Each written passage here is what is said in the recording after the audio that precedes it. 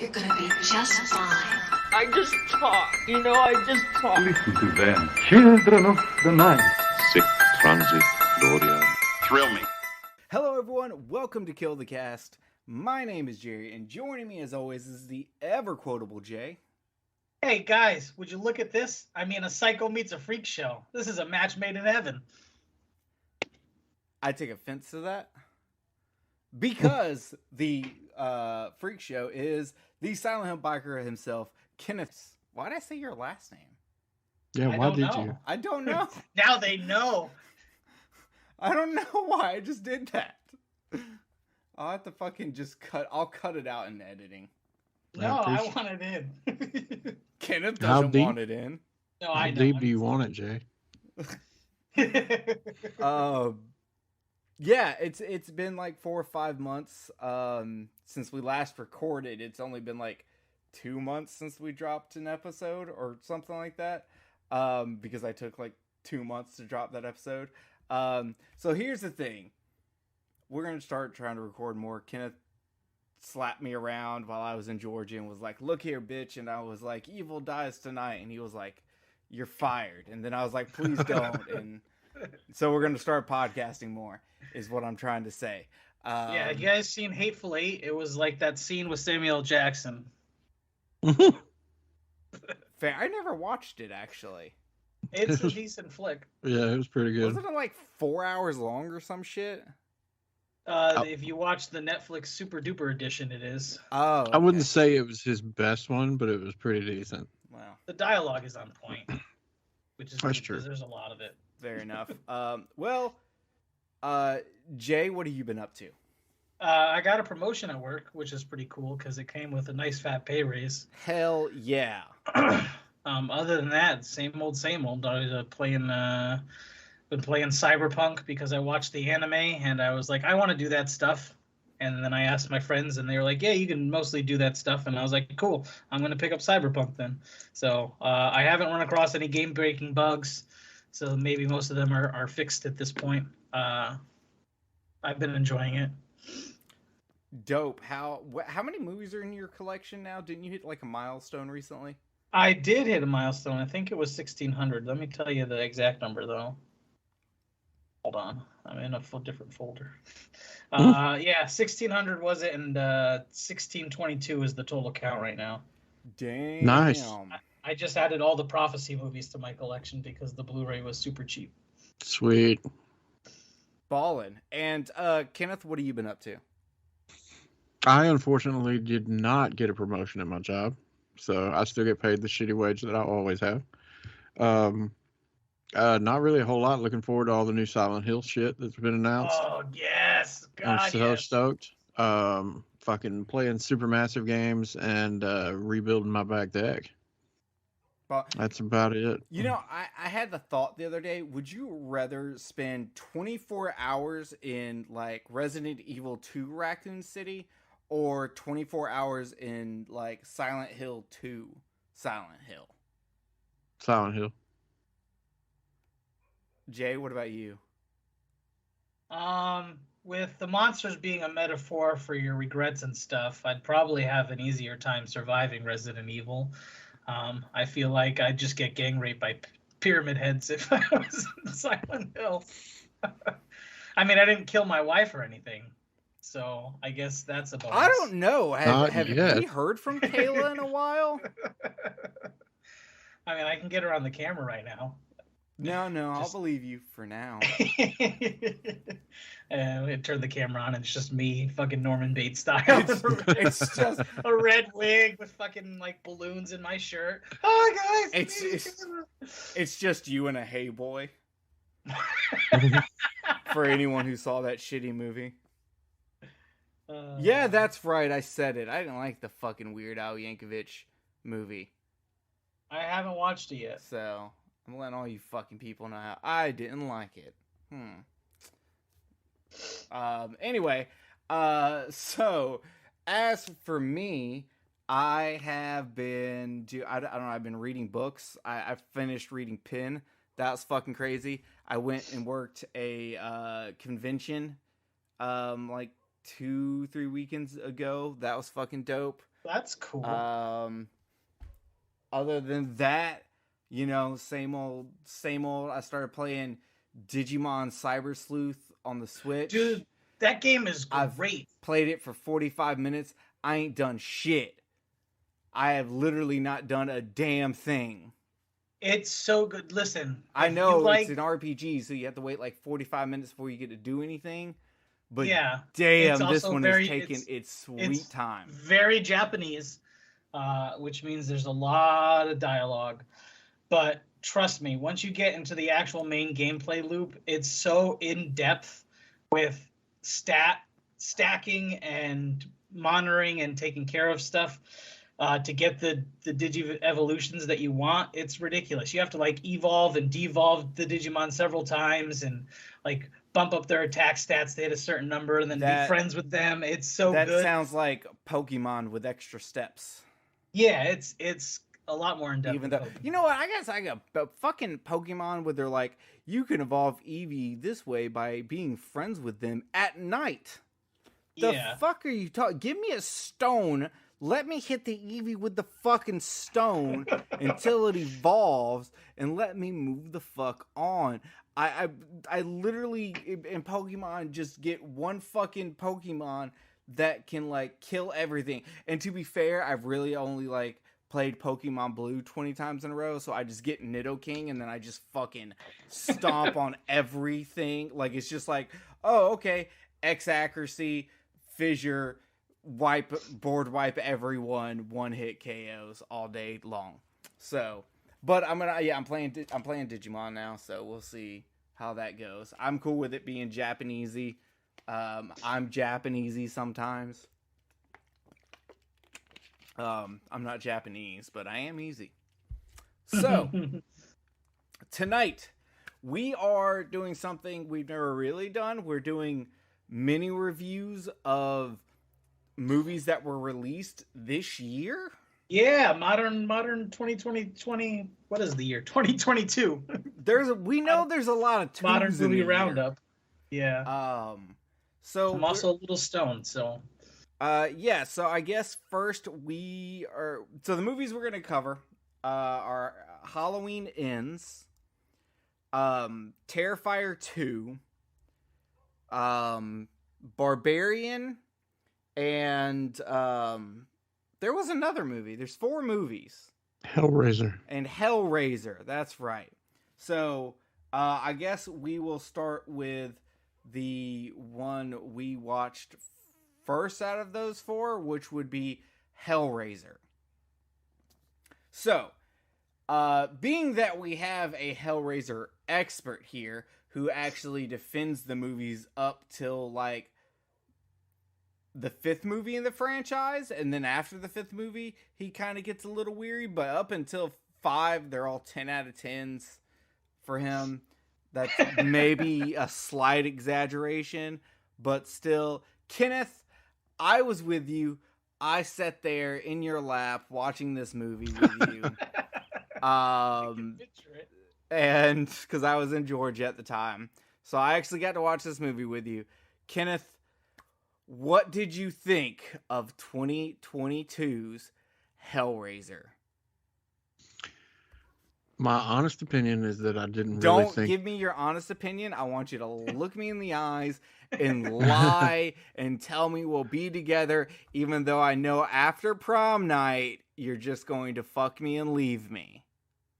Well, if you want me to lie to you, then oh my god, it's the greatest Hellraiser movie ever. Okay, now that I've been lied to, tell me the truth. I honestly don't think that it lived up to all the hype. I mean, it was a decent watch. It was entertaining, but the Cenobites look cool, but it just didn't have it didn't have it. There was something about it, you know, and you got all these people out there that dislike the movie that automatically want to say, oh, it's because, you know, you've got a feminine Pinhead. And that has nothing to do with it. I actually thought she did really, really well. Yeah, I was going to say, knowing you enjoyed that performance. Yes, I thought she did a great job. You know what I'm saying? So like I said, the Cenobites were cool. But there was just something about it. Like, I didn't have any kind of really like I didn't feel for the characters. I didn't sink in to them and want more from them or anything else like that. I was just kind of like, you know what I mean? Like the drug addict girl, I was just like, whatever. Her brother, while he was a fucking chode, I just didn't really fucking care for him at all. You know what I mean? I mean, none of them. I mean, it was just, I was just kind of sitting there, with my chin in my hand, and I was just like, okay. I mean, and I want to go back and watch it again. I hadn't had a chance, but I want to go back and watch it again. But it just wasn't enough, especially for how much they hyped it up. The special effects were good. The way the Cenobites looked were good. The way the Cenobites were portrayed were good, with the exception of there was one female Cenobite. I think it was the other one. I can't remember. And I didn't really like her. But the other ones were good. Yeah, I guess I probably also should have said this ahead of time. Fucking spoilers for all of these movies. Yeah. If you haven't seen the movie, you're gonna hear spoilers. I know Kenneth really hasn't said anything spoilerific yet, but this episode is gonna be called fucking spoilers. Oh yeah, totally. I really like the design of the puzzle blocks. I really like the design of that. Oh man, I dug all the different configurations. It was cool to see something other than Lament. Yeah, just the cube. And I really like that. I didn't like the whole thing that they had going where solve the puzzle box and get a prize. I did not like that at all. I liked it because it reminded me of Twisted Metal, where like you'd get your wish, but it would fuck you up somehow. And so the guy, whatever he wished for, got that fucking machine in his chest for it.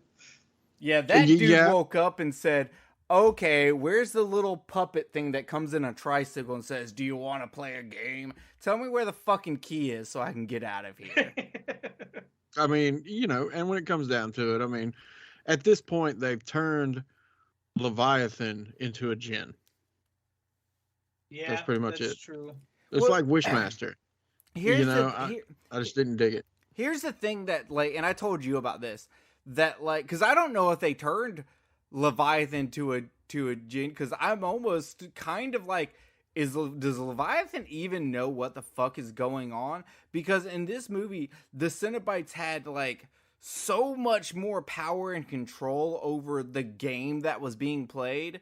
Like, they were manipulating humans and fucking with them and trying to get them to do what they wanted. Like, they were playing a game with, like, because it feels like in the first movie, the Cenobites just show up and they go, okay, you opened the box, pleasure and pain, baby, let's go.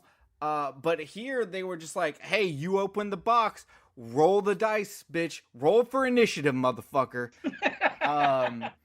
Like, they felt like a fucking dungeon master where they were, like, manipulating the board and everything, and it threw me off, and I told Kenneth it threw me off, because I was just like, do Cenobites do that? Like, I know, like, this is a reboot, so they can kind of do whatever the fuck they want, and, like, I mean, and I'm cool, because, like, there's probably different, like, Cenobites, like, this could take place at the same time as, like, Hellraiser fucking Hell World, where it was in a video game. Like, they can take place at the same time, because technically, I'm sure there's multiple different Cenobite groups in the Order of Gash to do all this shit, but it threw me off. Where I liked the added lore, I liked the different configurations, I liked the idea of being able to, like, ask when you figured something out, instead of, like, just getting, the pleasure and pain, you could get, instead of that sensation, you could get the sensation of, knowledge or something else. Like, I could feel a broadening of the lore, and I really fucking dug that. And I liked, like, the fucking rich dude getting turned into a Cenobite. It reminded me of Hellraiser 2. There were that scene was dope. Yeah, it was really fucking dope, man. It fucking Jay, you play Magic, so I don't know if you know this, but they're like this. Okay, so the Cenobites in this movie, I didn't realize this when Kenneth and I watched it, but the Cenobites in this movie look like this magic card. I think it's Elish Norn Grand Cenobite. I'm about to send y'all a picture of this in the thing. Try to fucking tell me that this is not a Cenobite from this fucking movie. Okay, I see it. I'm sending it. Elish Norn Grand Cenobite. Yes. Like, and this card's like quite a while ago. This is 2017. But tell me that one, obviously this is influenced from like Hellraiser, like it's a Cenobite, it's a magic card and everything. But tell me that specific one is not Hellraiser 2022. I mean, it definitely, yeah, I can see it. It definitely looks like it. But, you know, like what you were saying a few minutes ago about, you know, you like the aspect of being able to choose, you know, the different kind of experience that you were wanting to have. I actually dislike that for one reason and one reason only, is that in the original book and in the movies, the first two movies, the whole explanation that you were getting by solving the box is that you as a person have experienced so much of the earthly pleasures of the flesh or so on and so forth that you are specifically seeking the furthest reaches of experience. That's where you're going. And so when it really comes down to it, all of those things that you get to choose from in 2022 are all included. They're encompassed in the further reaches of experience, because you will gain knowledge of the afterlife. You will experience physical. I mean, it's difficult for me to describe, because it just depends on the person whether it's pleasure or pain. But you know, things that the from what I've seen, it's always pain unless your name is like fucking Albert Fish. Not necessarily. And I mean, it what it comes down to is pushing the boundaries of your nerve endings to their limits. That's and that right there is something that you, as an earthbound being, cannot experience. Well, like I was saying, I like that it took like, it felt like the fucking dude from Hellraiser 2 who was trying to like learn more about all of this was going. He didn't want more pleasure or pain or physical experience of nerve endings. He wanted knowledge. And the Cenobites I don't feel like the Cenobites give you knowledge. Yeah, I'm sure while you're, if you get turned into a Cenobite, I would imagine that would come with some sort of knowledge. Yeah, but the Cenobites don't turn you into a Cenobite. So somebody turns them into. That's what Pinhead was doing in all of 3. Started turning people into Cenobites. Well, yeah, but that's getting way fucking out there with wonky shit. I love that one. Movie, it has one of my favorite Cenobites. Well, no, I get that, but like, it just like that's him going away from the order of Gash, him doing whatever the fuck he wants on Earth. That's not him performing his job as a Cenobite. That's not him following the rules of Gash. Right, and at that point, the two different aspects of his soul had split apart. Yeah. Of what was left of his soul had split apart. So anything that was left of his, for lack of a better term, humanity, had split off from everything that he had gained on a spiritual level as a as basically a minion of hell. Yeah. So my point is like the Doctor from 2, he's not trying to get further physical experience. He doesn't want to be tied to a log that's covered in honey and ants while the fucking chick It's with the her ants, with her not the ants. with her fucking neck open like a vagina is pouring super glue into your dick hole while Chatterer fucking just keeps jacking you off over and over and over and over, and Pinhead's like taking nails out of his head and sticking them into your testicles and nailing those to the fucking floor. Like, that's not what he was going for.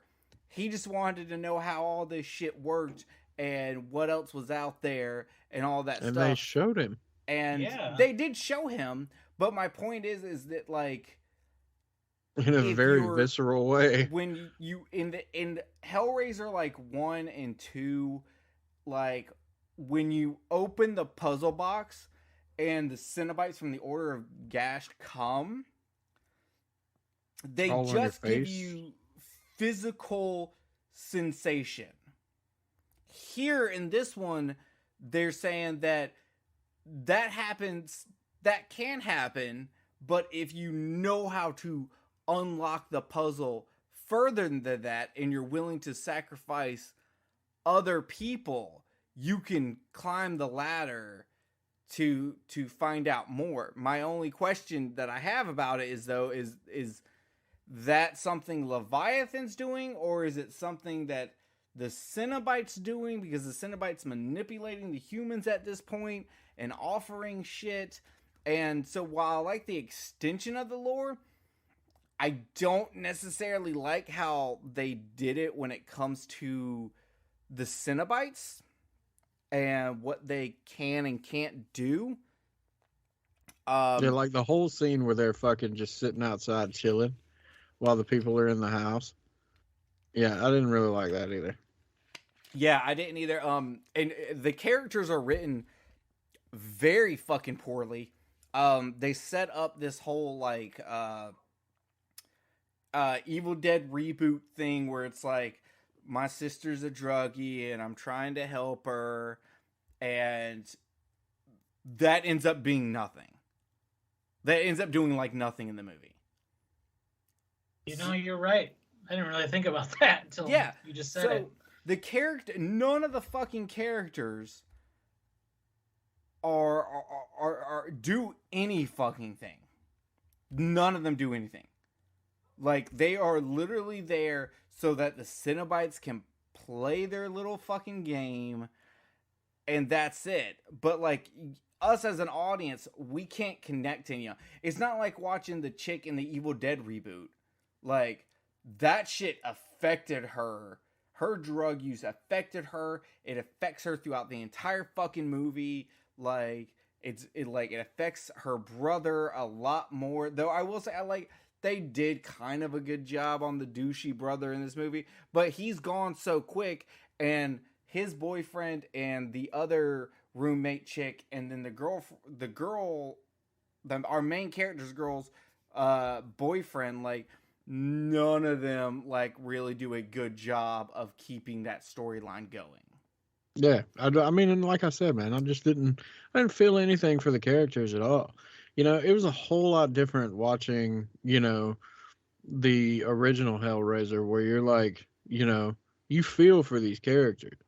You know, you can really, even as fucked up as Julia was, you can totally see what she's going through and how she's trying to deal with this whole situation of being in love with this one guy and trying to do these things to the point of where, you know, she just watched him crawl his ass out of hell and dealing with that. And to me, that hits on a much greater level than any of the characters in the reboot, any of them, you know, and that's just Julia. That's not including Frank, you know, that's not including even the dad, because the dad's like in this like basically loveless marriage that he's trying his best to fucking make work and make her happy. That's where I was going. You know what I'm saying? And then the same thing with Kirsty, man. I mean, she's just kind of fucking caught in the middle. Yeah, like everyone, like, yeah, the love interest for Kirsty isn't fleshed out, but literally, like, every other character is fleshed out. But in Hellraiser 2022, no one is fleshed out. Not a single fucking person. And then the other thing that I think Also is true. and Damn, then the- man, you're lowering my my ranking of this movie as we talk. right. And then the other thing about it is like the first Hellraiser, it's clearly a love story. It's a fucked up love story, but it's clearly a love story, a love triangle, like what we were talking about with this young girl that's caught in the middle and just ends up getting fucked. You know what I'm saying? So you've got this whole love story going, a very fucked up love story where you've got extreme dynamics that are going on between these people with supernatural elements, you know, and so on and so forth. You have none of that. None of that in this one. None of it.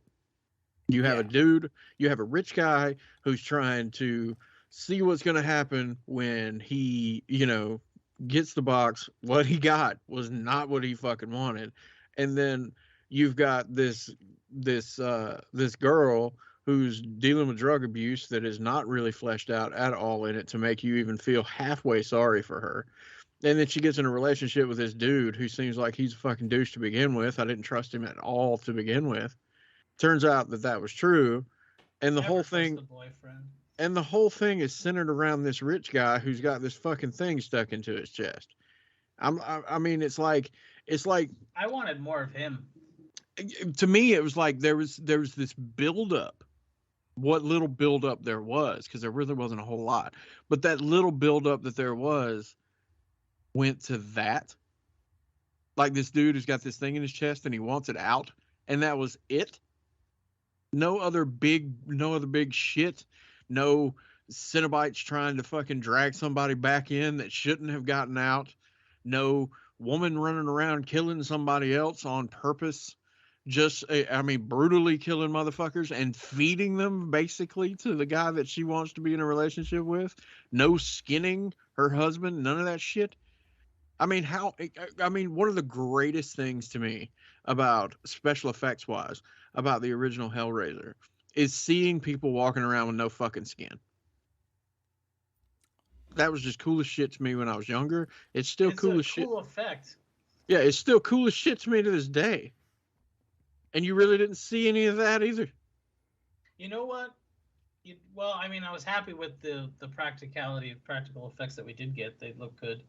But you know what we didn't get? There wasn't really like a Jesus wept moment either. Not at all. Like one that you were just like, holy shit, they just ripped that guy into 300 pieces. So honestly, I would have to say the best thing about Hellraiser 2022 was was the girl's performance to me as Pinhead, or as that character. That to me, that was the best thing about it, was her performance as that character. Yeah, I would say that the script is not well written. The character's not well written. The cinematography was fine. It was good. The practical effects were good. Kind of wish they did a little more. Just kind of felt like they didn't. Maybe they didn't have the budget for it. I don't know. You know what they were going on there. I like that they tried something new, and I hope they get to do another movie. Just get a better script writer. Yeah, get someone who understands like the first movie and the second movie and the first novel, and can really kind of get in that world. Now, I'm all for, hey, you know, let's just do more fucking, you know, stories of people meeting the Cenobites. Kind of like Kenneth said a long time ago about every like Hellraiser past 4 is just someone's personal hell. But you still have to write a good script. You have to write a good story. You have to write good characters. You have to write good dialogue. I'm all for them spending $200 million to make fucking Scarlet Gospels. Make Scarlet Gospels. That'd be so That's good. all I want. They could do the whole Barker verse. That's what I'm saying. Spend the $200 They million and make that shit. remake Lord of Illusions, and then you can then you have a basis for what's his face and Scarlet Gospel. I would like Harry? to see the Damnation game done as a TV show. That would be fucking awesome if somebody did it I don't know if right. I've ever played that. I don't think play it. It's a book. It's a Clive Oh, Barker I book. thought you said it's called I thought, the Damnation game. Yeah, I thought you were saying the Damnation game, like the game. No, that one game he did was awful. The Jericho Jericho Project or whatever the hell it's called. I don't think Mr. Be Gone could be turned into anything. I think the way it's done, it can only be done as a book. I think it would be cool. I just don't think it can, not with that ending. Not with how the twist ending works, which we're not going to spoil anything because I know a lot of people have not read Mr. Be Gone, and you absolutely should. If you're intelligent, it'll blow your fucking mind. Maybe I'll audiobook it. I audiobooked it, and I think it's Doug Bradley that reads it. I've been doing the Jack Reacher books. I fucking love that character. I think with the ending, I think after a Clive Barker universe was established and it was done well, I think that Mr. Begone would be great for how it ends and the main basis of, I'm not going to give any spoilers, but the main basis of the altercation that goes on. I think it would be cool because it makes perfect sense. Like when I got to the end of the book, I was like, wow, that's pretty fucking crazy. Yeah. I would also like to see the Books of Blood done on the actual stories of Books of Blood. Like I'm trying to see like the fucking As a Mountain as a City story, I'm trying to see Son of Celluloid done. Dude, as much as I love, the idea in the of city doing in the Books of mountains, Blood, that's what it's called, or in the mountains in the city. As much as I love the idea of that, they haven't done it right yet. That's because they're not using the stories from fucking Clive Barker. See, I've never read the books, so I enjoyed the last movie that came out. I mean, Midnight Meat Train was good. No, they did Books of Blood, didn't they, recently? Yeah, but it's not. Yeah, Midnight Meat Train's good. After reading Rawhead Rex, I'm like, y'all pussified this shit so much. Like, y'all really was like, take out all the fucked up stuff. But whatever. Okay. Jay, you kind of just jumped in with us. What were your feelings on Hellraiser, I guess, before before you convinced me it wasn't a good movie? Though, Kenneth, I'd be curious to know where it falls in your rankings of the entire franchise. Does it at least make your top 10? I said it recently. And I can't remember who I said it to. Was it you? Yeah, I think you said it to me after we got to sit on it for a few days. Like, I think we sat on it for like 4 days and came back. And you were like, I want to say it was like, you were like Hellraiser, Hellraiser 2, Hellraiser 4, Hellraiser 3, and then this one. Yeah, I think that's the way I would go. I really loved 4. I thought 4 was great. Fucking love it. I think that's the way I would go. I would go 1, 2, 4, 3, and then this one. Yeah. And then I'd put Inferno right behind that. See, that's fair. So I guess I'm about where you're at. Because I really liked Inferno. But I did enjoy it before you pointed out all the flaws that I didn't catch. How fucking dare it. So that's the one thing I like about Jay, is like Jay will watch a movie and just like, fuck yeah, that was awesome. And then he comes on the show, is like, we about to have a good time. And then me and Kenneth are like, yeah, but systematically though? And then just Jay, like rip it apart. Jay, do you ever watch a movie and think of how awesome it is, and then you're like, and then think to yourself, Kenneth and Jerry are gonna ruin it. No, see, and that's what's cool is that from a logical standpoint, I can see your what you're saying, and then from an unbiased point of view, I can go, okay, yeah, maybe that movie wasn't as good as I thought it was. But from an entertainment side of it, I don't give a shit what anybody thinks. If I am entertained by a movie, I'm entertained by a movie. Which is why I like The Matrix so much. And I don't really give a shit what to you be think of fair, 2 and 3. the biggest sin a movie can commit is being boring, is not being Yeah. entertaining. If a Yeah. movie does not entertain you, like whether it makes you happy or sad or makes you think or whatever, if you just watch it and you're bored the fucking entire time, then that's the greatest sin of a movie. Doesn't matter And how see, bad that's- it is. I don't care how bad you tell me fucking Troll 2 is. If you put on Troll 2, I'm going to sit there like a fucking schoolgirl and enjoy the shit out of it. And see, that's what there's a lot of good movies that I don't like because I don't get any entertainment from them. Which is The Shining. When we had our Shining episode, that's a really big example. I'm that with I you can there. think of. Yeah, well, see, it's crazy, man, because like, you know, there are some movies out there that damn are just the whole time you're watching it, you're just like, man, this movie is fucking garbage, but you still love to watch it. Oh You yeah, know, yeah. Ben Affleck's Daredevil is one that I famously enjoy. I would agree. I would agree. I And actually enjoy it. because it's not good. The acting is a little cheesy. The action is absolutely ridiculous and doesn't follow any physics whatsoever. But I just absolutely love it. I think it's a fun one too to watch. I actually enjoy watching that. Yeah, and I'm not saying, hey, kids, go home, steal your parents' weed, smoke it, watch the 1980s movie version of Masters of the Universe. You know, that's not what we're saying. That's not how you get a film education. But if you want to do it, we support it. Yeah, it's like watching Conan, man.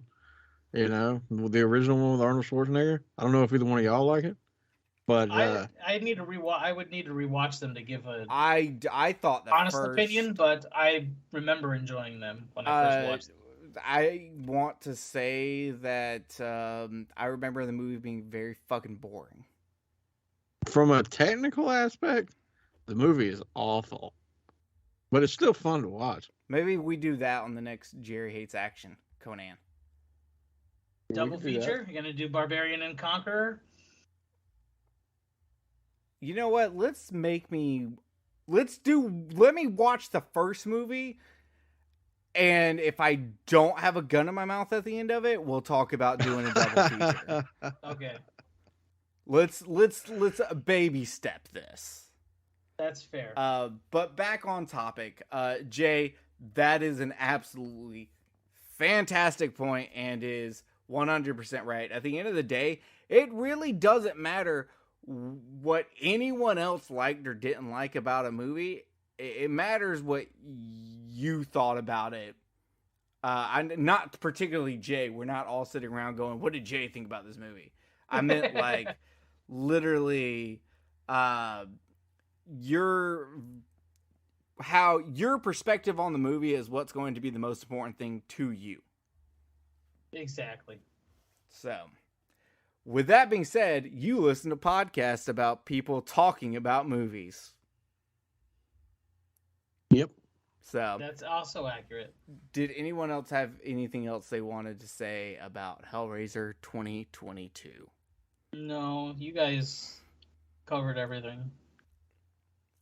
Jay, I will let you go first when we get to Terrifier 2. I'm gonna let you go fucking hog wild. Ooh, I fucking know. Yeah. Okay. Kenneth, do you have anything else to I'm say about excited. Nope. it? Okay, so I guess the next movie would be Halloween Ends. Oh boy, let me tell you about my adventure with Halloween Ends. So, Kayla, my wife, for those who are uninitiated, absolutely hates horror movies. Anything paranormal will legitimately freak her out and like send her into a panic attack. And then stuff that's dumb, like Friday the 13th movies, she just thinks is dumb. Like they're just not entertaining to her. So Halloween Ends comes out. I was gonna go see it in the theater. didn't really feel like going out after work, and it premiered on streaming the same time. And so I asked Kayla, I was like, hey, I know you think slashers are dumb, but would you want to watch the newest Michael Myers movie with me and watch him kill some people? And she was like, sure, that's fine. And so we watch it, and we're both very confused as it plays out like a rom-com for the first 45 minutes or so. I'm like, it's not a whole lot of Michael Myers killing in this Myers I think I killing downloaded movie. the wrong Halloween movie. Is this the Lifetime version? The fuck is going on? Yeah. And so even to her, like, I was like, what is going on? And then, like, when they were doing the tag team killing, I was like, oh yeah, this is fucking great. We're gonna get, like, the rest of the movie will be them tag team killing. Nope. We get one tiny little kill spree, and then Michael Myers shows up to a fight because he's like, the writers were like, oh shit, we got to wrap up this storyline from the last two movies that we forgot about for this one. And we were just both very confused by the movie and why it chose to be that way.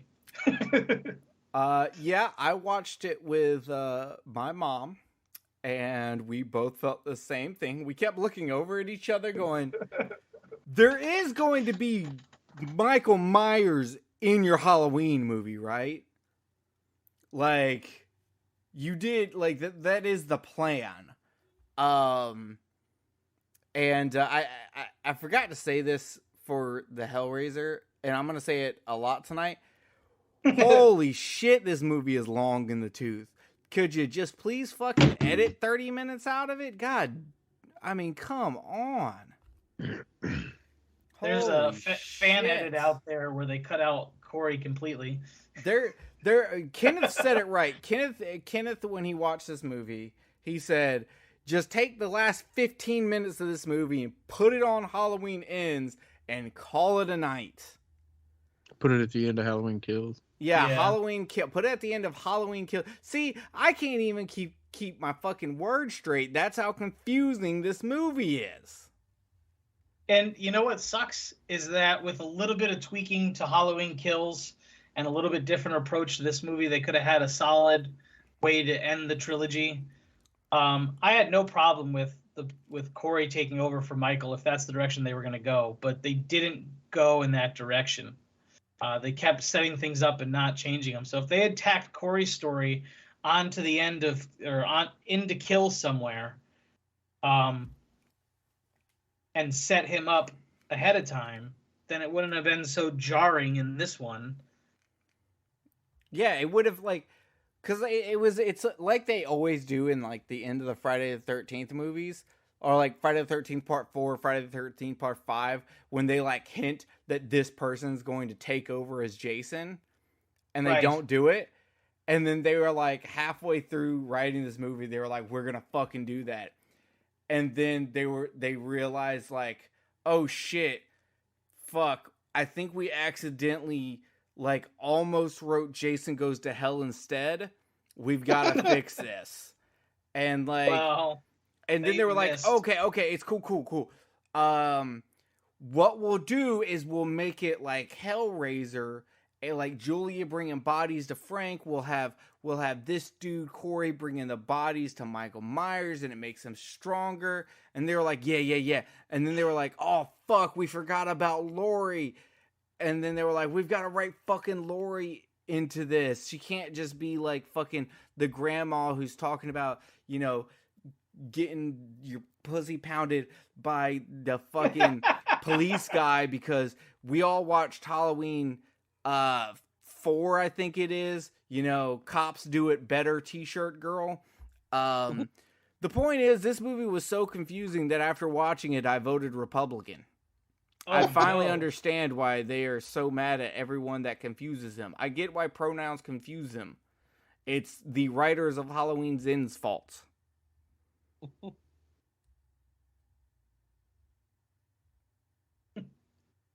We don't got a follow up to that, man. That was good. I just don't fucking. Jerry's script is like, hold for applause. Yeah, like, I don't know. I just do, like, what the fuck were they thinking? It felt like they wanted to do like I don't know if there was studio interference. I did hear something about like them wanting to do like a Halloween 3 thing at the end, and they couldn't do it, which still wouldn't have made much fucking sense. But it just felt like this movie just doesn't even feel like it fucking... Not only does it not feel like a Halloween movie, it doesn't feel like the sequel to Halloween Kills. No, it doesn't. And I forgot to mention this when I was going through my Halloween Halloween Ends journey. I was super hyped because the opening was amazing. I thought if it was gonna hold that vibe the whole movie, like you killed a kid in the first 30 seconds of your movie, I'm fucking in. Let's do this. Yeah, I liked how it started off and was like, the town has been affected by this, you know. Yeah, like I thought we were gonna see a bunch of like, you know, gray area evil deeds, and maybe that, like, I was okay with the supernatural aspect if they wanted to go that route, but it just, after that opening, it just did not go the way that any of us thought it should. They kind of showed Michael Myers as being supernatural at the end of Halloween Kills. Yeah, when they turned him into John Wick. Yes. So, that's what I expected. I guess we got some kind of supernatural thing. I don't know. They didn't really do a good job of explaining anything. Michael Myers has the penance there now. Also, at least with how shitty the story in Halloween Kills was, where it was just okay, this is a placeholder movie. As long as the third one's good, it'll make this one good. Now I'm just over here damn, the third one did make it good, but for the wrong reasons. At least I can watch Halloween Kills and enjoy the kills. The title doesn't lie. We're going to kill a bunch of fucking people on Halloween night. Yes, you're going to have to hear the words "Evil dies tonight" 200 fucking times. But we also 205. 205. But we also killed 205 firefighters. Yeah, we did. Oh man, they were mad about that. How many people fucking died in this Halloween Ends movie? 5 people? No. However many of the band geeks there were. Also, they had him being bullied by band geeks. What? Not even the jocks. He's an adult, and he's getting bullied by band geeks that are smaller than him. Yeah, that one fucking dude was like, I have a fucking trumpet. And I'm just like, I'm going to get my trombone and trombone this guy's asshole. I was just like, bro, ska dies tonight. Hip, hip, hip. What the absolute fuck? Okay.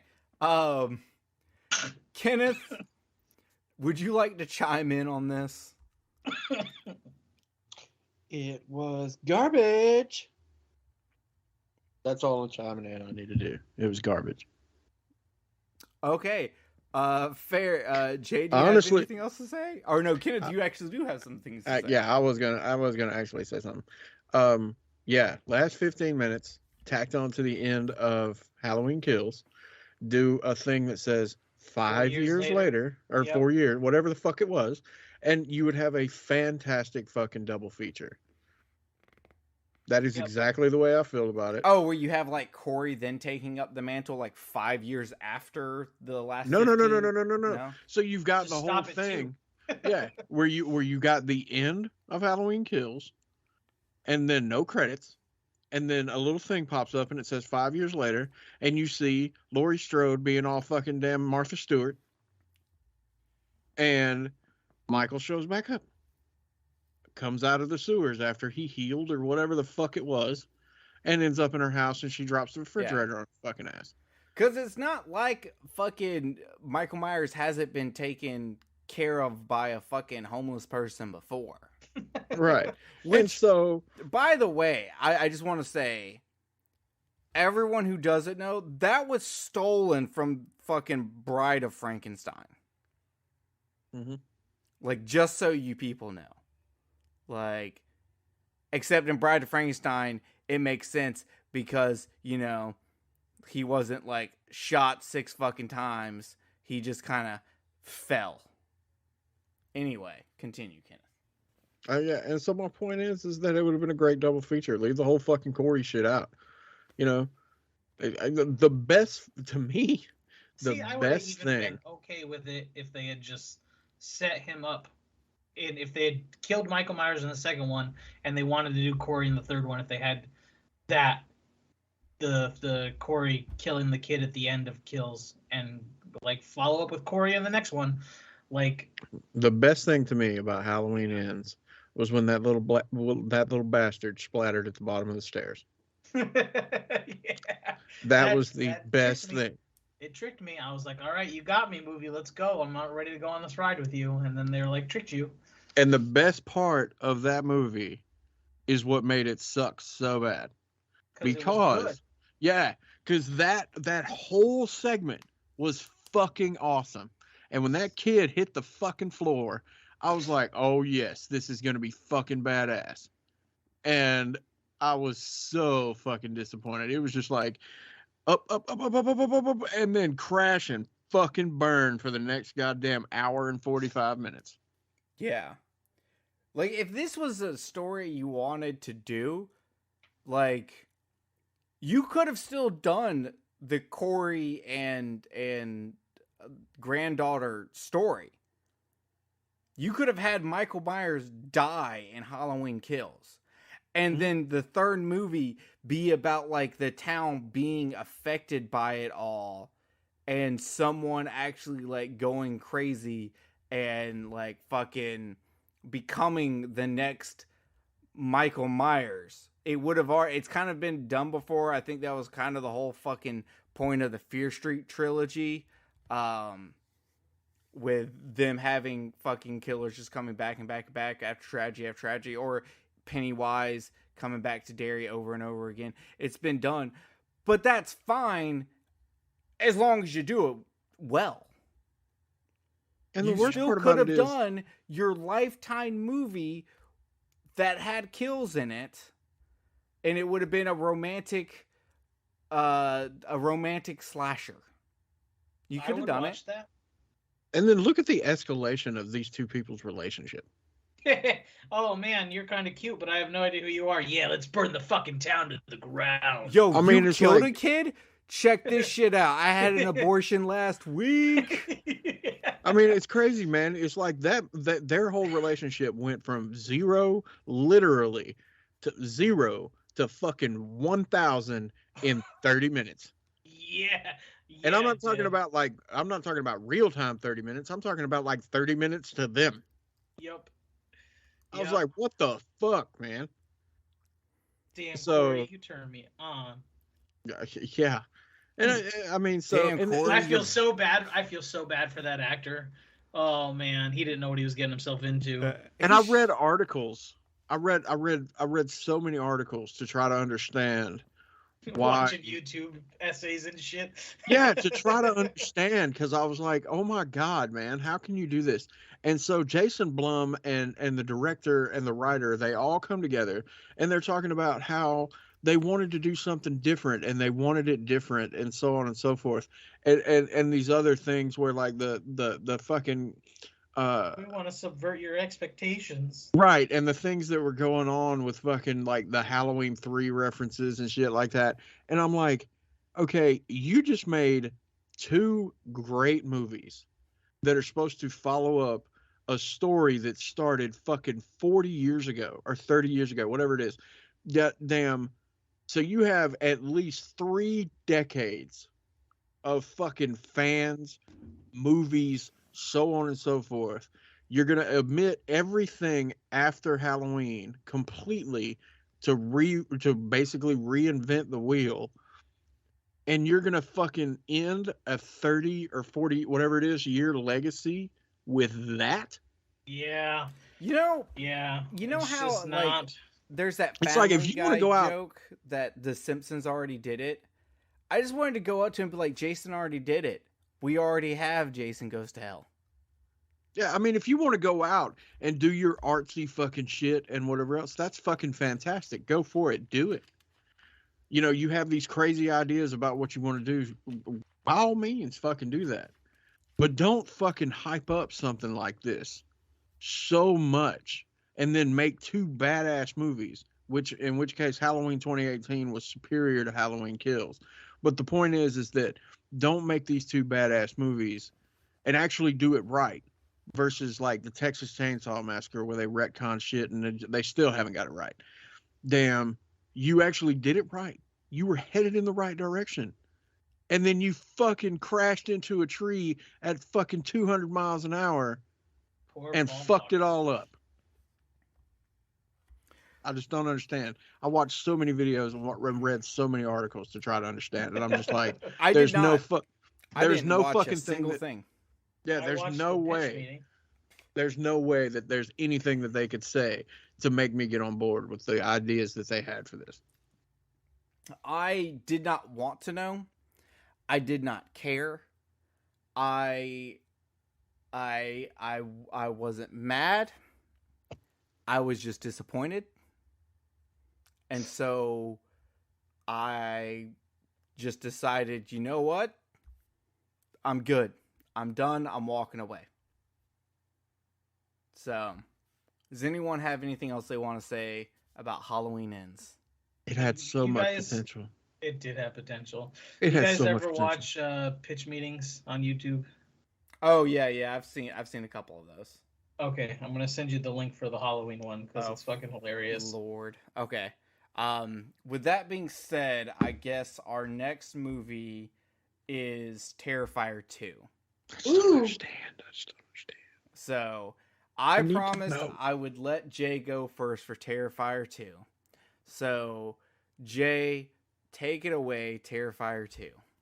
I fucking loved every minute of this 2.5 hour long movie. Every minute. Like, do I agree that some stuff could have been cut out to kill the runtime? Yep. Do I care? Nope. Every minute. I loved every minute of it. It did everything a slasher sequel is supposed to do. It upped the body count. It upped the gore. It upped the effects. It upped the acting. The acting was a lot better in this movie than it was in the first one.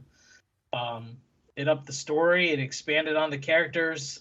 Albeit we don't have any finality to that expansion yet. There's just more questions being laid down. But I'm excited for a third one, which these guys have made, as of recording, $10.1 million on a $250,000 budget. So if we don't get a third one, I don't even know what to say.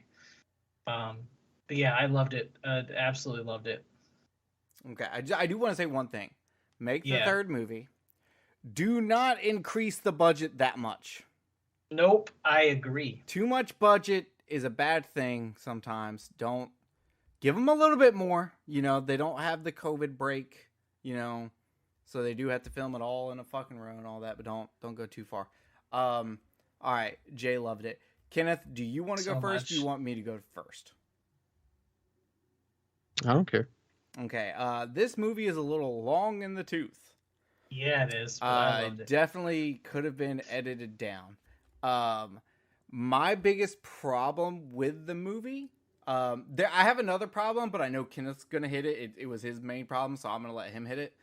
My main problem in the movie is, if you're going to have a 2.5 hour runtime, you need a story. There's a story. The story that is in this movie is not in this movie. It's in the third movie that's not made yet. Yeah, we'll get there.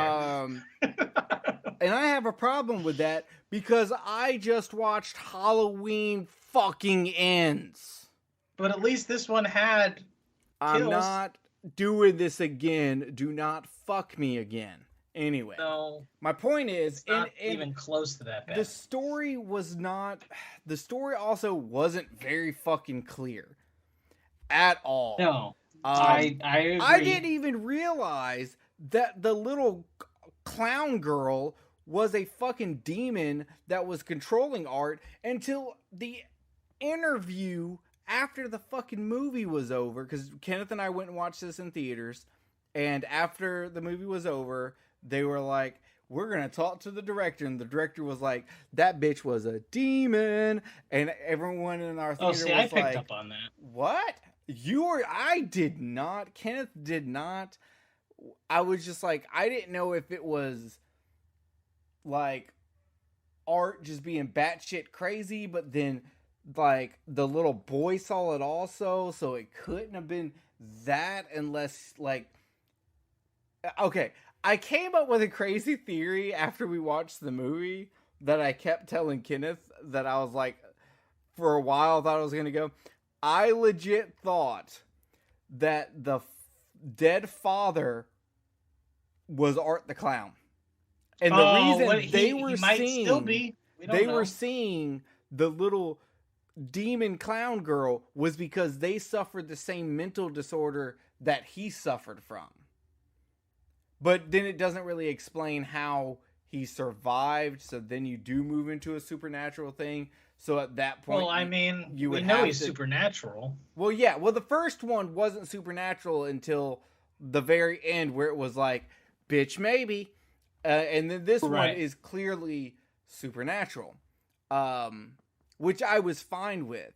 And like, looking back at it now, knowing that that little girl was a demon, I'm like, okay, I get it. But I'm still like, you really didn't explain that much and give us why all these people are connected and how they're seeing, like, that one chick is seeing stuff about Art the Clown before she ever meets Art the Clown, and why this kid is obsessed with Art the Clown, why her dad was obsessed with Art the Clown.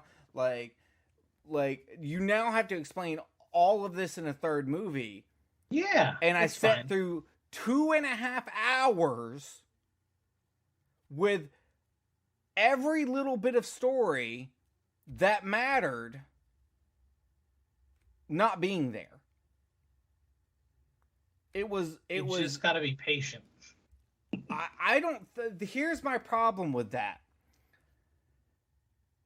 If the movie was an hour 20 minutes, hour 30 minutes, I would have been okay with that. Because I would have been like, yeah, it's a slasher, you know, you get in there, you do it quick and dirty, and you could have still told this whole fucking story in that same time frame. My problem Yeah, they had to have more time for torture. I said I'm gonna let Kenneth handle that. I'm gonna let Kenneth handle that. So the fact that this was 2.5 fucking hours with barely any story, and what story we get is not coherent and is basically left to be answered later on, like it's going to be like next time on Dragon Ball Z. Like, yeah. I'm just fucking, like, it really fucking annoyed me. Now, with that being said, I still liked the movie. I still enjoyed the movie, but I'm still gonna say it was too fucking long and the story was not coherent whatso fucking ever. Okay. Holy shit, did Lars von Trier direct this? So those are that's what I'm starting off with, but I know Kenneth wants to talk about this, so I'm gonna let Kenneth talk about this. Let's go. Let's Kenneth, talk about it, Kenneth. Go ahead and talk about Terrifier 2. Okay, first thing, I just want to go ahead and get this out of the way. Main chick was fucking hot. Yeah, she was. I mean, like, hot. That being said, the movie was entertaining. I'm not going to sit here and say that I didn't enjoy it. I actually really did enjoy it. But he really enjoyed it. End of episode. The gore was too much. No. It was too fucking much, man. No, I mean, it's just like that whole scene with the girl in the bedroom. Oh yeah. So good. Dude, I can put it to you like this. He went back and got salt and bleach. Like, that's fucking hilarious. Dude, I mean, the idea was great. The salt and the bleach, I get it. But I put it to you like this. In the theater, Jerry and Cheyenne both were looking at me because they could tell that I was getting bored and I was getting irritated because it just went on for too fucking long. Oh. Like I told Jerry when we were sitting in there. All right, you remember when the mom walks in and sees her? I hated Mom. And they got that badass animatronic. Okay, you could have went and seen a good portion of what he was doing, and then it cuts away, and you see the whole scene where the mom comes in and whatever else. If you'd have cut that down to the point of, and I can't remember the exact details because I haven't watched it since we went to the theater. But there's Probably a because you spot. don't have an extra 2.5 fucking hours. Yeah, I mean, there's a spot in that Pre-ordered where the Steelbook Blu-ray. you could fucking cut it out, and it would have been so much more powerful if you didn't see what Art did, and then it was revealed to you when the mom goes up and sees the mangled body. That would have been fucking amazing. It would have been even more amazing with the pause that's there when she thinks that her daughter's dead and her daughter's not, and turns around and looks at her and says, "Mom." That would have been so much more powerful than sitting there watching Art fucking goddamn carve on her and beat the shit out of her and all the rest, and throw the bleach on her and piss and whatever it was that he threw on her for goddamn 15 minutes. Yeah, I loved it. I loved Don't- it so much, and the people sitting next to me were I mean, also laughing. The special effects were great. I'm not denying that they weren't great, but it just didn't have the impact that it could have had to make it that much more powerful, to make it seem more fucked up. Yeah, Because that's the thing, that the gore was so over the top in this movie that it made the gore turn into laugh. The gore in this movie was more brain dead. I'm sorry, I'll go. Dead Alive. Dead Alive. I went for the UK name. More whatever. Dead Alive than, say, something like more serious, like fucking the gore in John Carpenter's The Thing. Right. Yeah, And see, I the agree thing with that, but that's what I was expecting. Yeah, and see, I didn't like it. And I But didn't in the like first it movie, because- the gore was not treated as a joke. Art Exactly. was treated as a joke. The gore was not treated as a joke. That's what I'm saying. That is That's exactly fair. my point. That is exactly my point. Where when you watch the first movie is fucked up, and it makes you feel fucked up. And that was one of the greatest things about the first movie. Because when you, like Jerry said, you can sit back and you can laugh at Art the Clown, which is awesome because he's a great fucking character. But the rest of the movie is shot out. Like the whole scene at the end of the first one where girl gets shot in the fucking face, and you watch her get shot in the fucking face, that is fucked up because it wasn't over the top. You didn't see her whole fucking head explode into mush and everything else like that. You see her fucking goddamn head, her face take the bullet holes, and that's pretty much it. And that's what made it more impactful. And as you go through the movie, don't get me wrong, the just the tip joke where the guy gets his dick fucking goddamn pulled off, that shit was funny. I'm not going to lie and say that it wasn't, but it wasn't needed either. Yeah, so, like, our point, like, we understood going into this movie there was going to be a lot of gore. We didn't know the gore was going to get played for laughs. Yeah. Instead of playing to disturb. Because if you take the big gore centerpiece of the first movie, of the chick getting fucking sawed down the middle, and put that against the main gore scene in this one, the chick in the bedroom, you easily tell that the gore is played for more laughs. And like I said, Art is supposed to be the one played for laughs. What he's doing is fucking funny. He's always funniest when he's being fucking just weird and creepy. Not when he's killing. I mean, and I feel the same way about some of the other kills, man. Like the dude in the fucking costume shop. It was too much. It was too much. And the same thing with girl with the damn the girl with the fucking twisty shit in her fucking hair that spiked the main character's drink with fucking damn, a roll or something. Yeah. Let's also talk about this real quick. Do not spike your friend's drinks. I don't care if you're watching The Hangover and it's, your friend's wedding, or if you're going to a Halloween party and you're watching Terrifier 2. The joke here is that they stole that. Right. And I'm not And really also- saying they stole a bunch of shit. Like, obviously, this can happen. The same event can happen in different movies. I was trying to be funny, but the point Right. is don't drug your friends. Yeah, because I'll put it to you this way: if somebody put fucking Molly in one of my damn drinks and didn't tell me about it, they would lose some teeth. Yeah, I'd be fucking pissed if anybody ever gave me anything without telling me. Yeah, I fucking can't stand that shit. But going back to what I was saying, like when that girl dies, you know what I'm saying, and he's digging in her fucking chest and all the rest of that shit. There was so much of it, man. That Oh, even yep, in that effect scene- also looked bad. Yeah, that one looked bad That because one it looked looked bad. like It looked Yeah, like it paper mache. yeah. It was just and the bad thing about it is normally when you're doing an effect like that and you've got that much gore involved in it, if you don't have your camera fucking sitting on a tripod just staring right at the fucking thing, you can't really tell. I mean, you can because you're obviously watching a movie, but it still looks cool. This one did not look cool because you're sitting there fucking goddamn just focused right in on how shitty it looks. Yeah, I do want like a edited version of this movie, a cut down version of this movie that does kind of like trims it and brings the reins in and kind of like gives us a more focused and a less funny movie.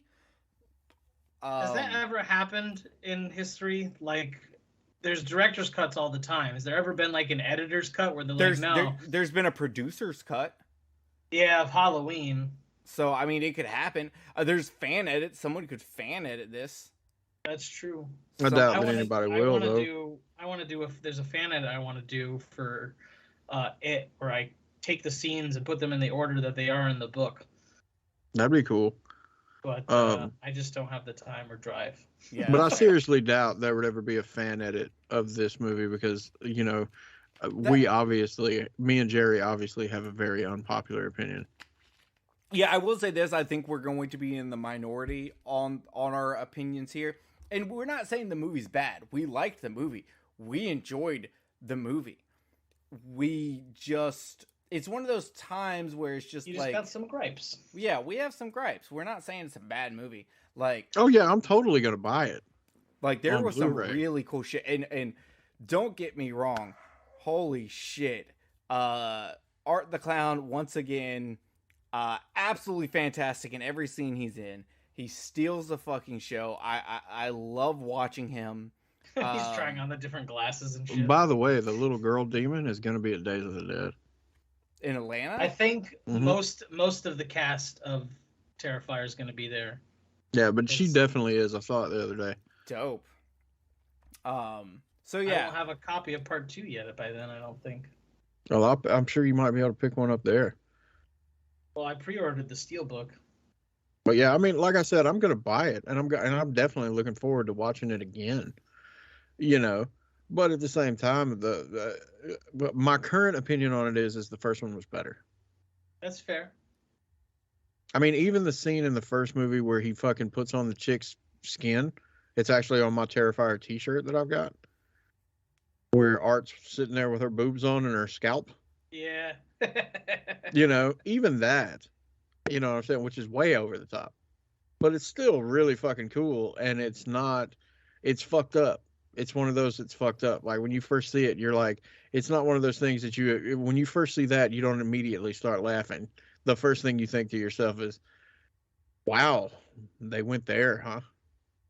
You know, as he comes strolling out looking like Marilyn Manson on the cover of Mechanical Animals. So it's one of those things, man, where I prefer the first one. I'm very curious to see where they go with the third one, and I'm totally looking forward to.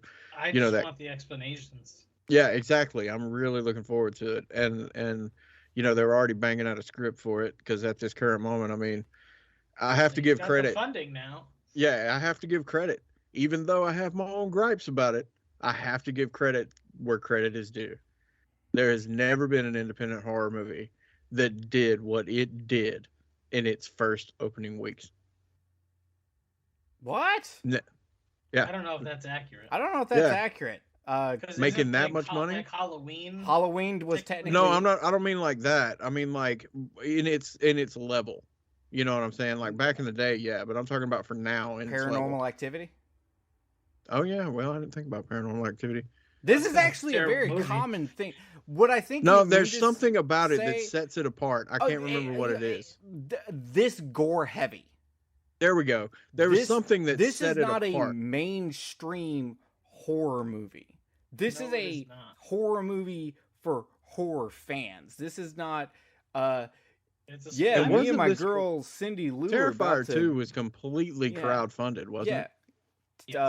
I don't know, but you don't Yeah. you're not gonna finger bang Cindy Lou at the movie theater watching this movie. You know, it's not date Well, night for normal. I don't know. It people. kind of depends on the person. Yeah, it might be date night for some people though. That's why I said it's not date night for normal people. What is normality, Jerry? Normality is defined by Kenneth shutting the fuck up. Oh, I don't like when mom and dad fight. But yeah, no. So yeah, I understand what you're saying, Kenneth. But it is something it's common for the horror genre to have like small movies blow the fuck up, and make tons of fucking money. But I think Kenneth is right for a movie to have this much gore and like to be a movie that is like, yo, this was horror fans showing up for like the independent horror movie. And I ain't talking There was about the something- shitty independent horror movies where it's just like fucking what household item can we combine with the word shark? You know, or hey, we legally found out we can use the word Amityville, throw it and see what we can attach to it. But that's the Amityville crazy Super thing about Nintendo. that's the crazy thing about the first Terrifier and this one is that until this point, that's where Terrifier was sitting. Is in the it was put in the same box with those type of movies. No, I That's think if the- you watch those types of movies, you know there's a clear. I don't think it was set down that low. No. Um, I'm not talking about by people like us, you know, that fucking love goddamn horror movies and stuff like that. I'm talking about everybody else, where obviously main audiences and stuff like that know the difference of caliber of horror movies, even if you're not really into horror movies, between looking at a movie like Hellraiser or stuff like that, Oh and yeah, then yeah. It fucking wasn't, three-headed shark or Sharktopus or fucking Sharknado or something like that, you know, from their perspective. Yeah. That's where Terrifier kind of lands. And that's where movies like Friday the 13th and stuff like that back in the day would have landed also, until it blew up and turned into the franchise that it did during the slasher craze in the 80s. You know, but that's where Terrifier would sit. And for a movie where that's where I was kind of going with that.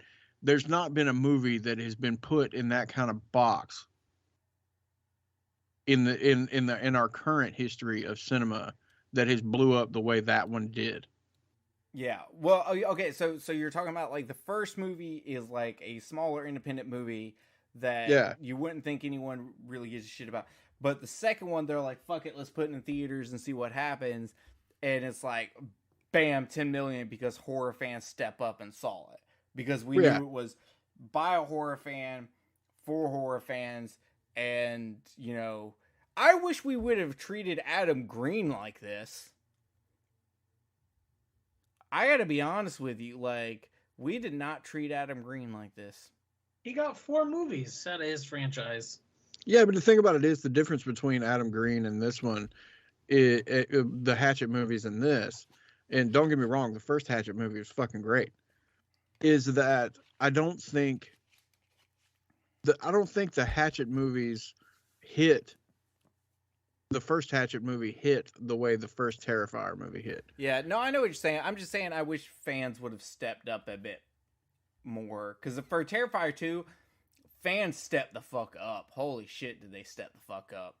Right, but I don't think when Hatchet came out, I guess what it I'm was saying one of those is movies that spread and had the time to spread, if I that makes just sense. really wanted a Digging Up the Marrow 2, and I'm never going to get it because fans didn't step up like they should have. So No, Oh, you're never going to Jerry, get it it's because just- it sucked. Get rich, and then you can fund whatever movies you want. Both of Yeah. y'all are saying bad things out of your mouth. Yeah, No, it's I'm not giving the you fact life that advice. it's not the fact that horror fans aren't going to step up. It's the fact that horror fans don't want to because the movie was fucking stupid You're wrong. and it was a ripoff of another movie, What was it a ripoff of? Nightbreed. No, It was not a ripoff of Nightbreed. Yes, it was. the Nightbreed's not that great. The It's Nightbreed. better than fucking digging up the marrow. I don't know, man. Fucking. I'd have to watch them back to back to tell you how I feel about it. Jay, I think you would like Nightbreed better. There's more action, but No, like, I've seen both movies. I'm just saying I would need to see them again. yeah, I'm saying if you watched them back to back, I think you would end up enjoying Nightbreed more because it being more action. Maybe, but the storyline is weird. Storyline's weird. I don't think it's a very good storyline personally. I still haven't read the short story. I want to read the short story. And I still haven't. But nonetheless, okay. Do we have anything else we want to say on Terrifier 2? No? Okay. Not currently. All right. But I do want to say this. Digging Okay. up the marrow sucked. God damn it, Kenneth. Okay. We are moving on to our last movie. Our last movie is Barbarian. So this one got a lot of hype. A lot of people went and saw it in theaters. I saw a lot of people saying it was fucking awesome. I saw some people that didn't think it was quite awesome. So we're going to go into that. I'm going to tackle this one first because it's Barbarian. I personally really liked this movie. I thought it was way more entertaining than any of the other movies I've seen for 2022. I thought it was more refreshing. I thought it took the idea and did it better. I think there's opportunities here for a prequel. I think there's opportunities here for a sequel. Like, I really liked what this was working with. Now, I will say, I was a little fucking thrown off pacing wise when, like, after 20 minutes they were like, we're going to give you another 20 minutes of a beginning of a movie. Because normally when you sit down and watch a movie, like the first act is nothing but setup. So you've got to like learn the characters and learn the story and learn the setup. And they were just like, we're going to give you fucking 2 act ones in this movie. And that kind of threw me off pacing wise, but that's honestly really my only complaint about the movie. But according to Kenneth, I'm a moron because I like digging up the marrow. So let's see what Kenneth thinks of Barbarian. I was bored. You were bored? Yep. You just Really? don't like things that happen underground. That's what I'm convinced of. Anytime I just was, man. I was just bored, dude. I mean, you know, and then the reveal of what was down there. I don't know. I was just. that was I'm not a gonna. great reveal. I didn't think it's not that I don't think it was fucked up. I do think it was fucked up, but at the same time, I was hoping for more. I guess. I will say that, and I've had other people say that like they wanted more out of it. And it's one of those times where I was like, there's 2 different types of wanting more. There's Kenneth's in this one where he was like, I want more because I was just unsatisfied. And there was me where I was like, I want more because I liked that so much. I would love to fucking be in this universe more. I heard someone say that like there needed to be more because they didn't understand what was going on. And I was like, I'm not sure how you watched this movie and were confused. They definitely give you enough for you to put together what happened and what's going on. Even though I will say scientifically, you would not get that far mutated in that small amount of time. You need a couple of like fucking 10 generations before you get that fucking gnarly. So even with living underground, cutting that time probably in half a little bit, you're not getting that gnarly. But I can throw out suspension of disbelief and fucking chill with it. and I dug it. And God, please give me the movie. I just want the serial killer movie of this dude becoming a serial killer and doing serial killer shit and making all that stuff down there, and then being fucking trapped in bed by his fucking monster daughter that probably tries to feed him through her own fucking titty. I mean, Yeah, I That would was like that as kinda- a sequel. yeah, see, that's kind of where I was at when I was watching it. I was just like, Fuck You know, Justin when- Long and his ruler. Let me hear about the old guy. yeah, exactly. You know what I'm saying? I mean, like the build up for the two people at the beginning, with Pennywise and the other girl, the build up for them was I think that really was good. Pennywise's brother, wasn't it? No, that was him. That was that was the guy that played Oh, Pennywise. okay. And so I like the build up for them. I like the whole idea of this house in this, messed up Detroit neighborhood. I thought that whole thing was cool. I like the misdirect of, the guy running up to her in the neighborhood and all that. I mean, there was a lot of good suspense up to this point. And then this whole thing goes down where they end up underground and whatever else, and then you don't really know what's going on. And then, like what Jerry said, you got this whole new story that crops up with Justin Long, and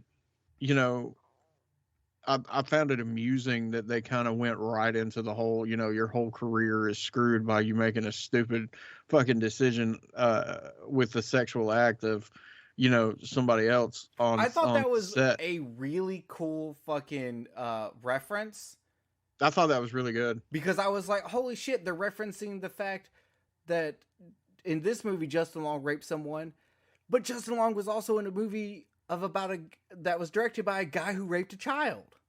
Mhm. That was a Yes. good reference. Yeah, I don't know thought if that was the reference, buddy. was it it? probably was. But the point is that I thought that was cool, But after that, I'm just like, okay, number one, he was a total piece of shit. But after that, I was just like, okay. And then when you see the hairy baby bottle and all the rest of that, I mean, it was Baby gross. bottle pops. But it was, it was just gross for the sake of being gross. And then after that, I was just kind of like, okay, And then really, what I really, really wanted, the best part of the entire movie to me, was the flashback scene where you see everything that Doomhead's doing. Yeah. No, I like that. I love the fucking fucking Skarsgård kill. Holy shit, when that thing just goes BAM and fucking hits dude's head into the fucking wall. Like, that shit was amazing. I also really love that Justin Long, true to character, stays a shitty person through the whole fucking movie and is just like, I can survive. And then just throws the bitch off the fucking water Yeah. tower. Holy shit. That was fucking great. I do have, like, okay, the plot hole of it would take a lot longer to create a thing like that. I can accept. Here's a plot hole that maybe y'all can explain to me. Maybe this is almost some this is actually in the Cabin in the Woods universe and we didn't know it. You're going to tell me that there's this one house that is fucking a good-looking house, surrounded by all these other abandoned, tore-down, shitty houses, being used as a rental property, where coincidentally underground is a serial killer and his inbred fucking Queen of England inbred fucking white pasty fucking creature of a woman. That's kind of a huge coincidence that either there's something else going on that no one decided to explain to me. Or, like, I don't know. That kind of bothered me. I don't think it's that far-fetched. You don't? No, and the reason why I don't think it's that far fetched is because of three things. A, there were other people in the neighborhood that probably felt weird about that dude to begin with, so nobody goes over to the house. Yeah, but that was in the 70s. I'm talking. Wait. I haven't Okay. got there yet. Okay. 2, the bum-looking guy that runs up to the house. Uh-huh. Okay, he knows that bitch is in there, and he knows that she comes out at night. So that means ain't nobody gonna go fuck with that house. Ain't nobody gonna try to loot it. Ain't nobody gonna try to rob it. Nothing like that. And then 3, I'm pretty sure at some point in time, when Justin Long character bought that house, he had the intent of making it into an Airbnb. So it probably still looked halfway kind of shitty to begin with, but he bought the house specifically to turn it into an Airbnb when he was out doing his thing. So he probably renovated the house. And the reason why nobody fucks with it is because they know that bitch is still in the basement, and he's the only one that doesn't because he's hardly ever there. Oh, and you know what? The people that probably own the property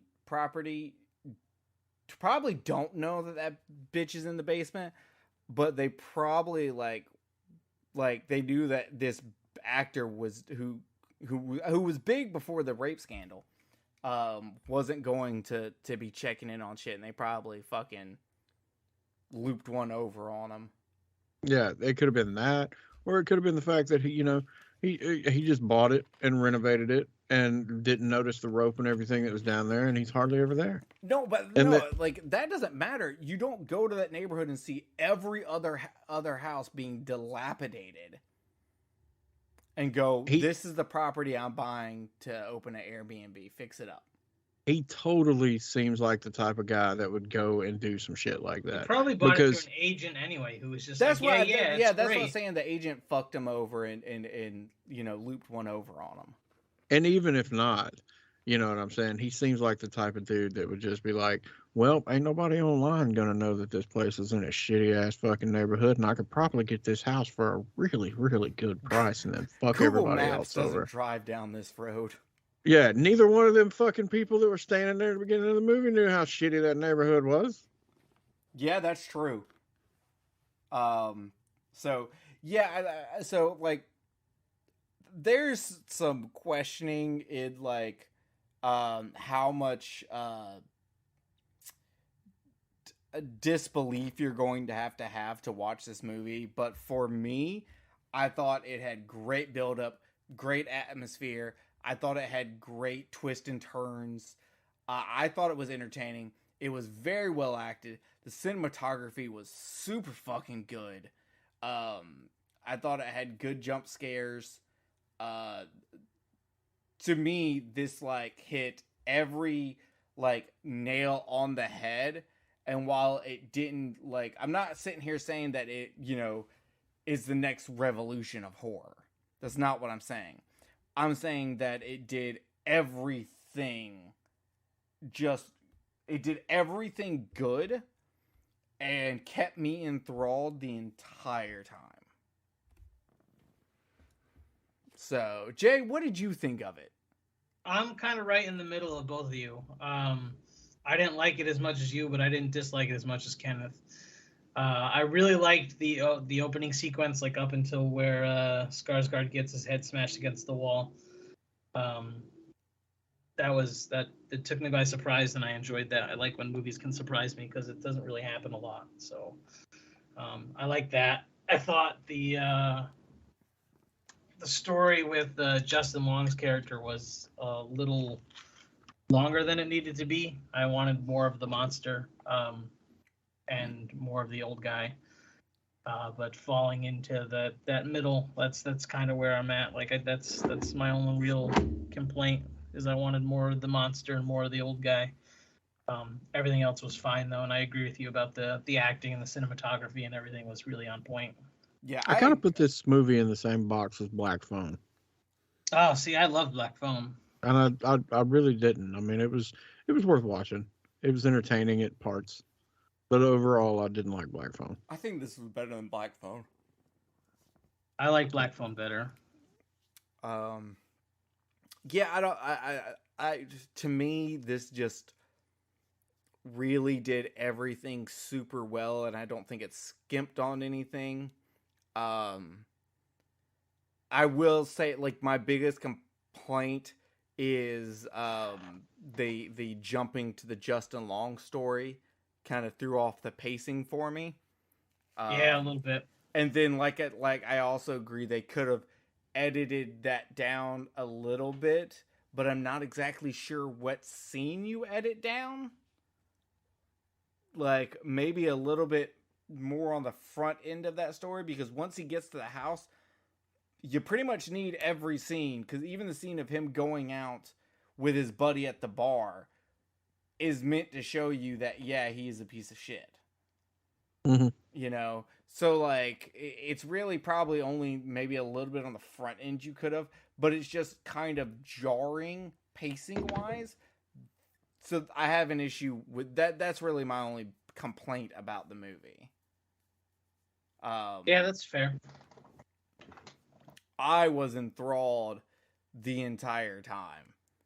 I thought it was suspenseful. I thought that mystery was really fucking good.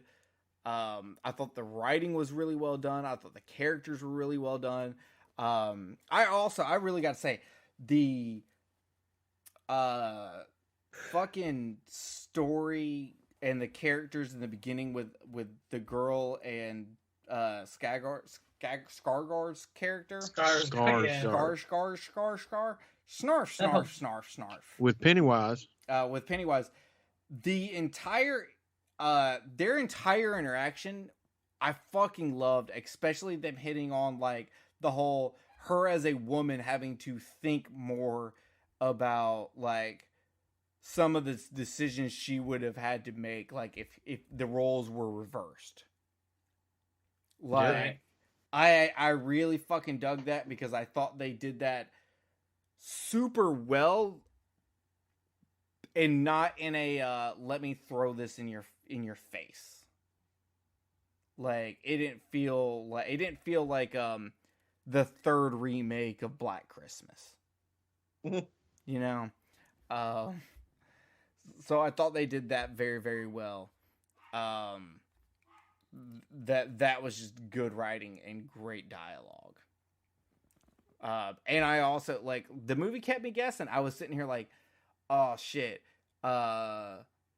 does Pennywise know something? Does he not know something? I definitely saw a shadow in the background when she woke up and the door was open. I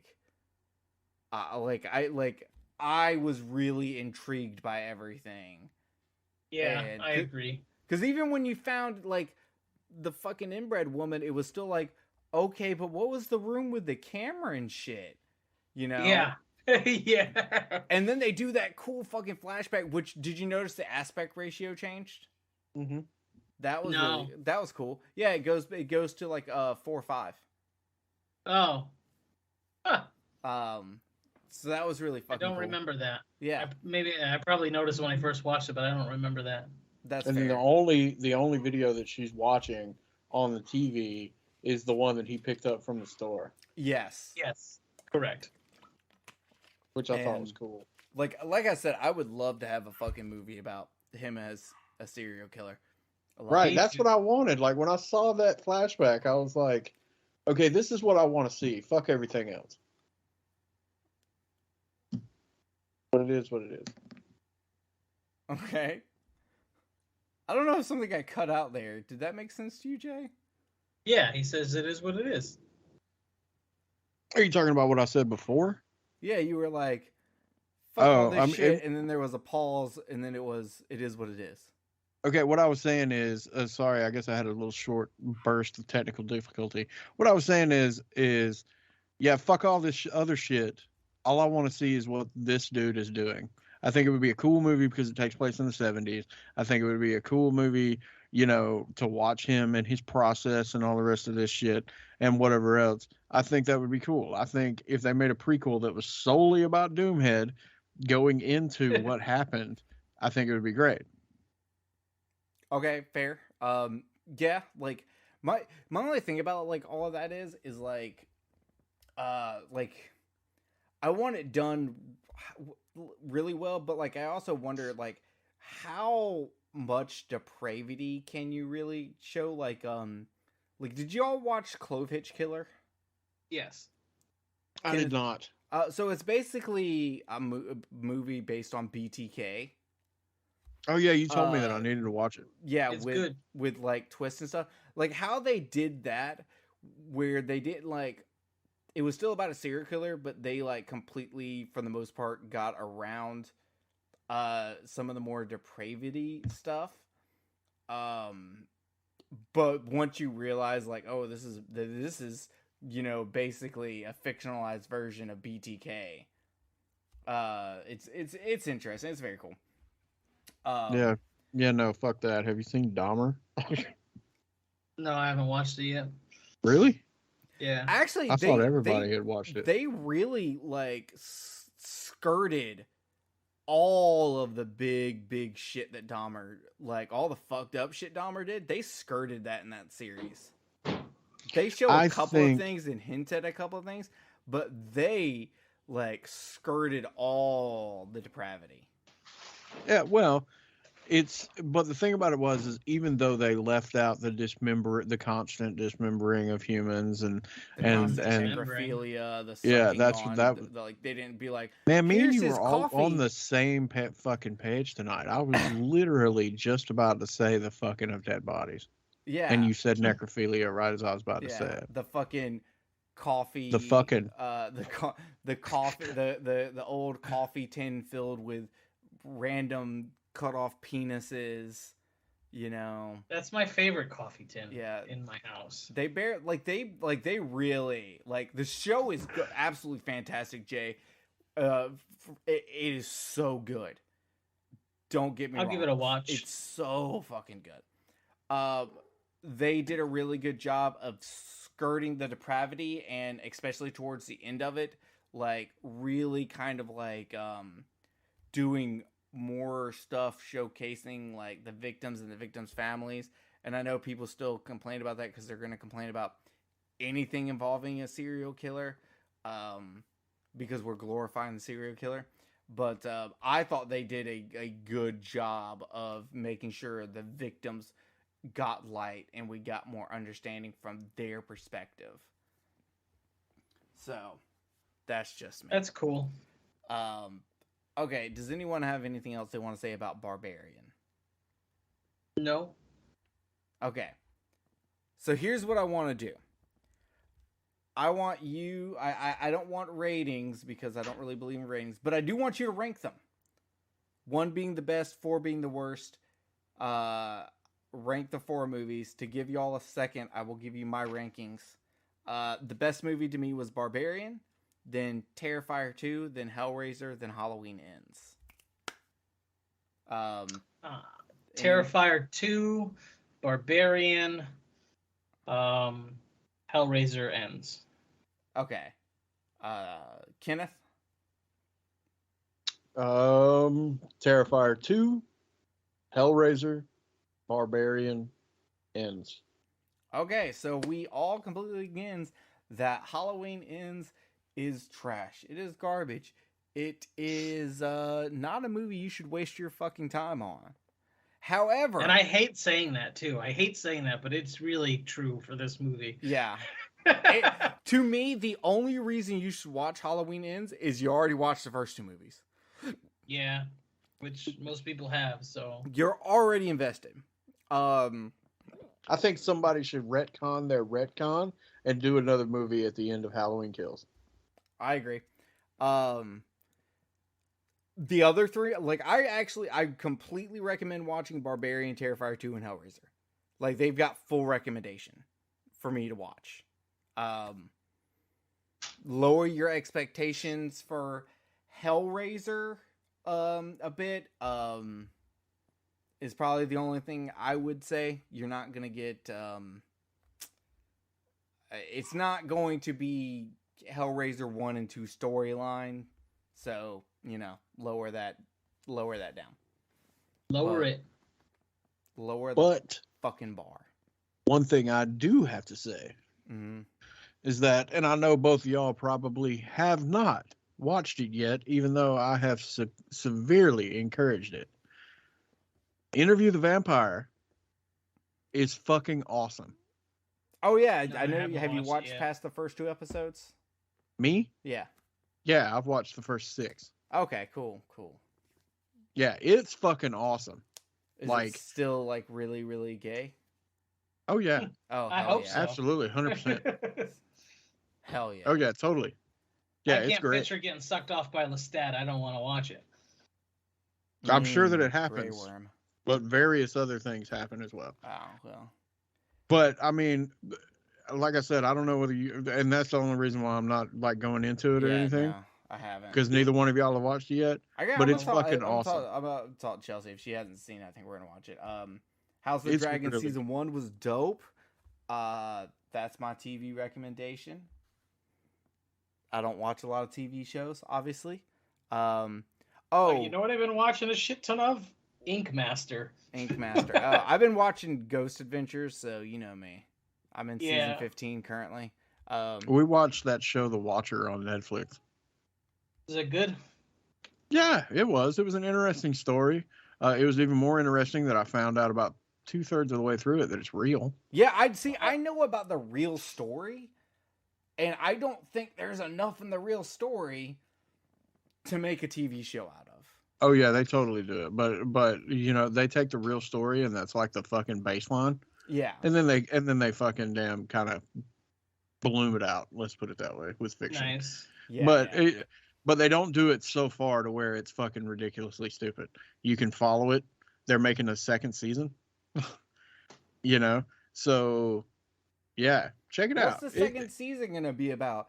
Fucking them fighting with the HOH because they want to separate the plot, and the HOA is like, no, we're not going to do that.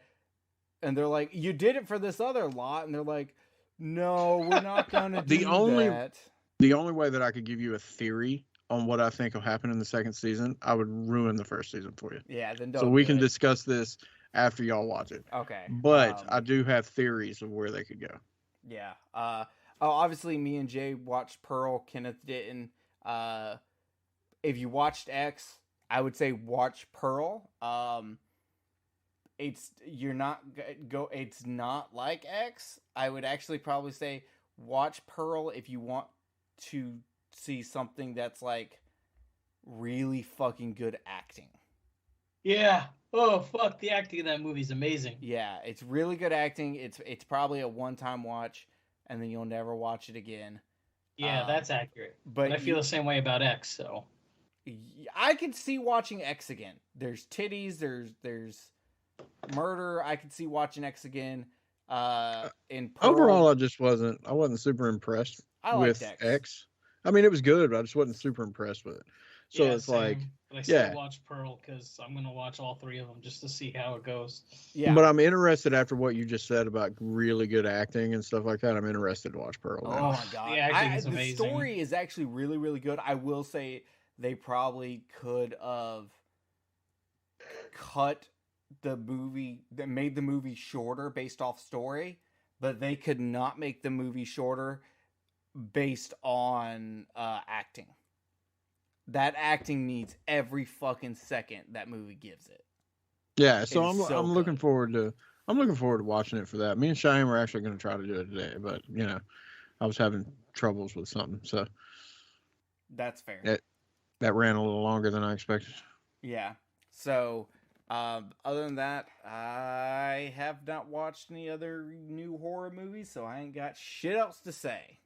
I'm trying to think if I watched anything else. I actually managed to complete the 31 days of horror in October. Nice. Very nice. I Yeah. would not have gotten that done. We it's been a year or 2 since I've done it with Ernest, but I was able to get it done. Oh, you did I it with went- Ernest? What, Ernest Scared Stupid? I watched that. I actually did not watch that this year.